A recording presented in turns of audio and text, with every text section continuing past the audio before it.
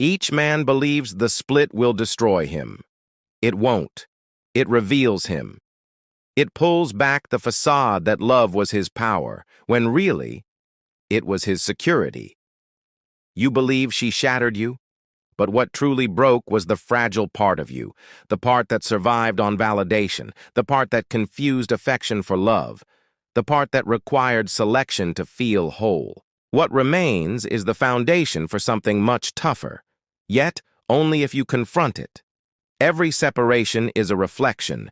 It reveals the person you were feigning to be, the guy who implored, who bargained, who browsed her pictures at 2 a.m. That guy wasn't ruined by love, he was ruined by reliance. You were hooked on affirmation, and she was the source. When she departed, you entered withdrawal. That ache you sense, it isn't heartbreak, it's detoxification. You are cleansing from the self that required another to validate your value. And here is the harsh reality. The majority of men don't heal because they seek to replace, not to reconstruct. They hurry to find a new person, unaware that the identical fractured habits await in the following relationship. You cannot reconstruct your strength while pursuing diversions. Recovery isn't located in another woman's arms. It is discovered in the quiet you have been dodging, in the solitude that frightens you. Because that quiet, that void, is where true masculinity is shaped. You do not get strong by fleeing discomfort. You get strong by remaining in it until it instructs you.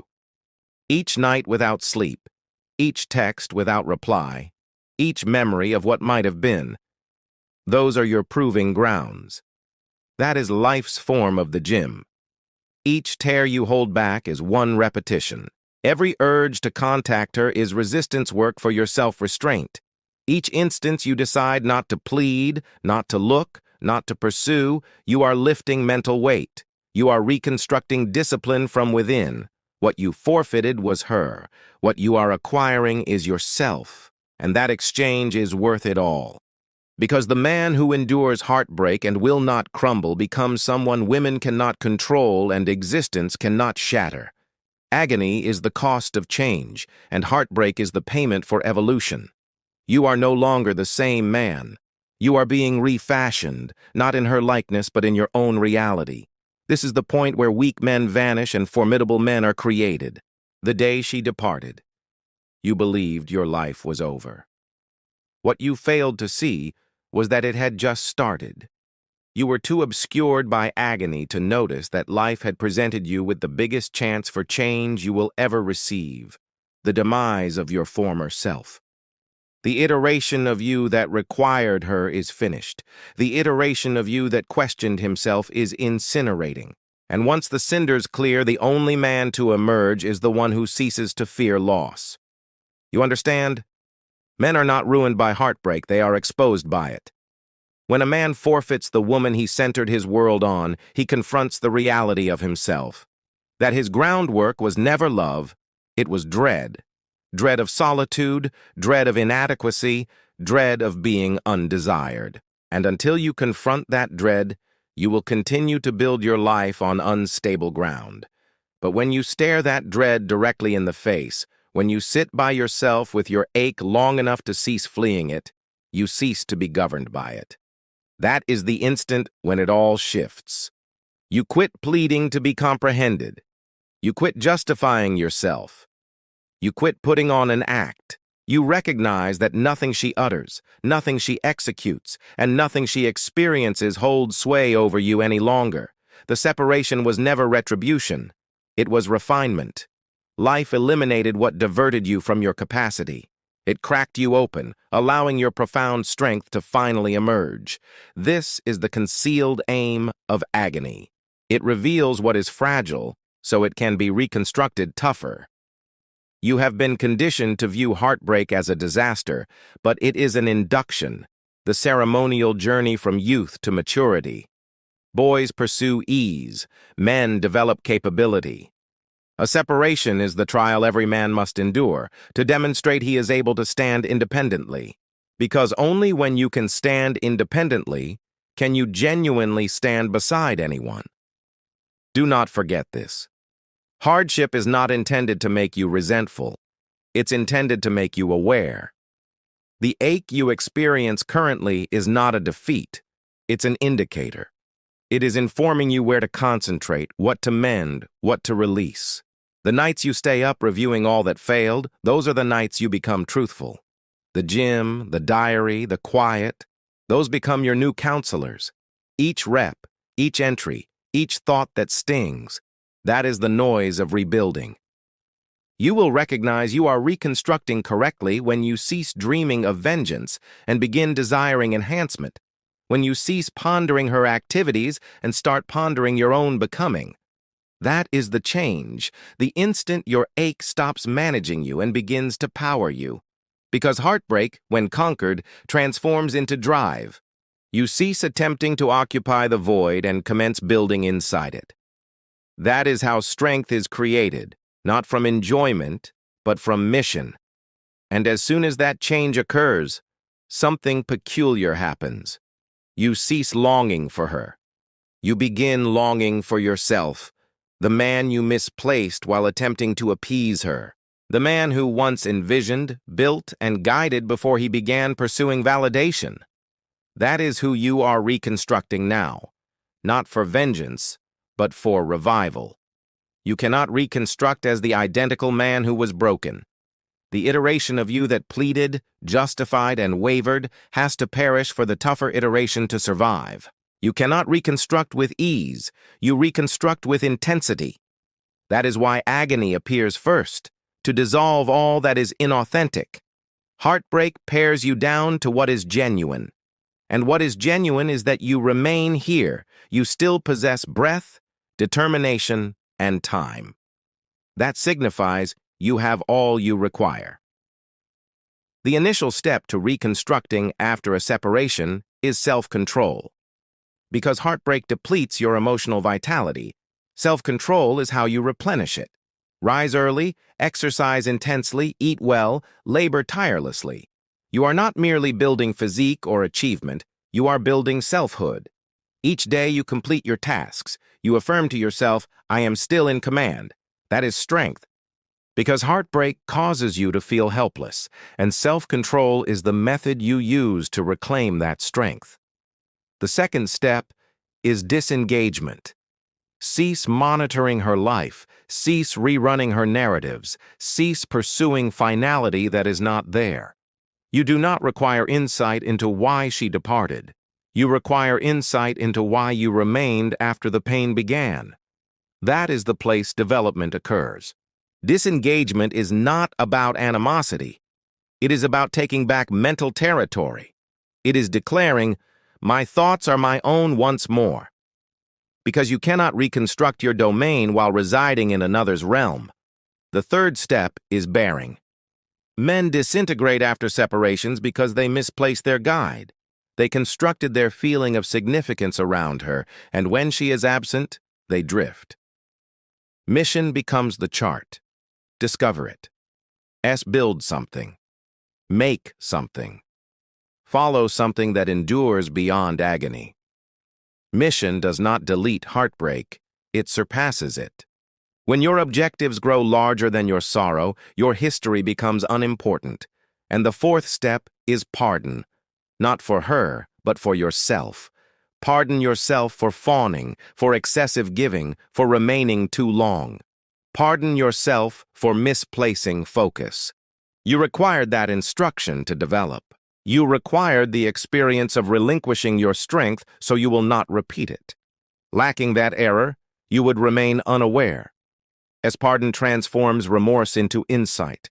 But this is the point most men halt. They reconstruct just sufficiently to appear strong, but not sufficiently to be strong. They visit the gym, earn money, share quotes, but inwardly, they are still hunting for affirmation. They desire her to see the new iteration. That is not power. That is a show.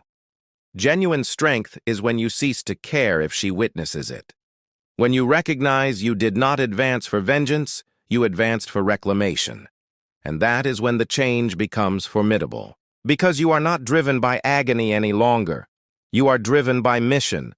You do not require her love to feel vital anymore. You possess your objective.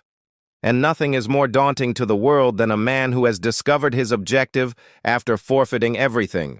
He becomes uncontrollable. That is the threat no one discusses. Not bodily threat, but internal. The threat of a man who is no longer fearful of beginning anew. You cannot control him. You cannot menace him. You cannot shatter him. Because he has previously been broken and he endured. That is the man you are developing into. The separation did not finish you. It enhanced you. You simply have not recognized it yet. There is a quiet following heartbreak that most men cannot endure. The quiet after she has departed, after the texts cease, after the phone screen no longer illuminates. It seems like demise, but it is, in fact, renewal. You have just been granted the most scarce thing in the contemporary world. Complete solitude. No diversions, no affirmation, only you and reality. Most men sink in that quiet. The small number who learn to remain in it arise unassailable. You understand? Solitude is where men encounter themselves. When you are divested of love, notice, and ease, what remains is unrefined existence. No spectators, no acclaim, no facade. That is where you at last encounter the man beneath the character, the man who does not require clamor to feel valuable. That is the man who becomes formidable. Because when you cease to need perpetual confirmation, you become self-sufficient, emotionally impervious. The toughest men are not those who never disintegrate. They are those who discover how to reconstruct in obscurity, lacking observers. They do not advertise the hard work, they embody it.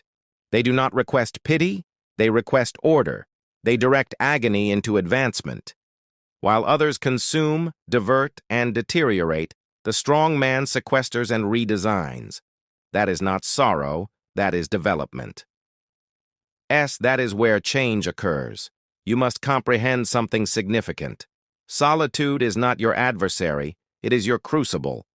Each hour you pass in isolation, conquering your routines, strengthening your mind, enhancing your body, you are silently supplanting emotional fragility with internal defense.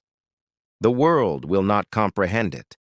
They will observe your composure and confuse it with insensibility. They will observe your concentration and label it detachment. But that is because they have not experienced what it is to be liberated from necessity. The man who accepts solitude becomes compelling in groups because his aura is not searching, it is emitting. He is not attempting to be favored, he is attempting to be centered. He is not searching for another to make him whole, he is constructing an existence that enhances him. Women perceive that instantly. They can detect when a man's focus is a present, not a request. They can detect when he is not putting on a show for them, but existing for his own sake. That is the new form of allure. Not the noisy, frantic energy of a man pursuing love, but the serene, magnetic force of a man who has at last discovered himself. And once you have undergone that state, that tranquility in your own presence, you will not revert. You will cease pursuing what disrupts your peace. You will cease pleading for notice that drains your concentration. You will cease compromising your principles just to feel desired. Because as soon as you have learned to be content alone, the entire world forfeits its influence upon you. That is the profound paradox of heartbreak. It instructs you on what liberty feels like. Prior to her, you were at ease but fragile. With her, you were diverted but reliant. Following her, you are solitary but unbounded. This is the stage most men do not achieve because they surrender prematurely, they attempt to flee the unease rather than changing within it. But if you can remain long enough for the agony to incinerate all that is fake, you will discover something no separation can remove: your steadfast self-regard. When you discover peace in the very quiet that once frightened you, you have succeeded. That is when you realize the heartbreak did not shatter you, it christened you. Eventually, the tempest ceases, not because it becomes simpler, but because you become tougher. You arise one morning and recognize the ache does not hurt in the identical fashion. The quiet no longer feels like retribution. It feels like strength. You observe your surroundings and see the amount you have constructed while all others were occupied with fleeing themselves. Your physique is tougher, your intellect is keener, your concentration more profound. You are no longer attempting to get over it. As you have already advanced, that is when you comprehend something deep. You were not recovering from her, you were recovering from yourself. As from the fragile, responsive, validation-craving iteration of you that love revealed. She was not your heartbreak, she was your instruction. The conclusion was not dismissal, it was rerouting. The cosmos did not chastise you, it readied you. Now you move differently, you speak differently, you perceive through things you once succumbed to. You cease to pursue potential, you assess actuality. You do not plead to be comprehended. You decide to be respected. You no longer inquire, "Why did she depart from me?" You inquire, "Why did I forsake myself attempting to retain her?" That is the advancement that makes men formidable. Not aggressive, not vindictive, but invulnerable. Because the man who reconstructs after heartbreak discovers that feelings are instruments, not rulers. He can experience without succumbing, love without misplacing himself, bond without disintegrating. That is what genuine masculine power appears to be. Composed under strain, concentrated amid turmoil, steadfast amid enticement. As the type of man who does not speak of his worth but embodies it. The type of man whose quiet resonates more than other men's orations. And here is the wonderful part. When you achieve that condition, women begin to show up again, but now it is different. You are not pursuing, you are selecting. You are not frantic for love, you are intentional with it. You are not searching for someone to mend you, you are searching for someone who aligns with your tranquility. That is what makes you compelling, not your physique, not your wealth, your aura. The manner in which you stand unperturbed, the manner in which you do not balk when challenged, the manner in which your composure feels like security in a world filled with turmoil. That is why this iteration of you is formidable, because you are liberated. Liberated from necessity, liberated from blame, liberated from the facade that you require love to be whole. You have converted heartbreak into driving force, agony into accuracy, forfeiture into advantage. That is the man the world cannot control. That is the man she will recall long after you have forgotten her name. So allow this to be your prompt. The separation was not your conclusion, it was your induction. You have been renewed through fire, and every man who has ever achieved greatness has passed through those flames by himself. You are not shattered. You are developing. You are not unfortunate. You are unbound. And if this communication resonated with something profound within you, if you experienced the agony and the quiet and the reconstruction, then pass this to a man who remains in the flames. Let him know it will not endure indefinitely, that on the far side of heartbreak exists a tougher, more composed, more self-controlled iteration of himself awaiting discovery. Like this video. Subscribe and uphold the channel via the link in the description, because here we do not pursue history, we construct what is to come.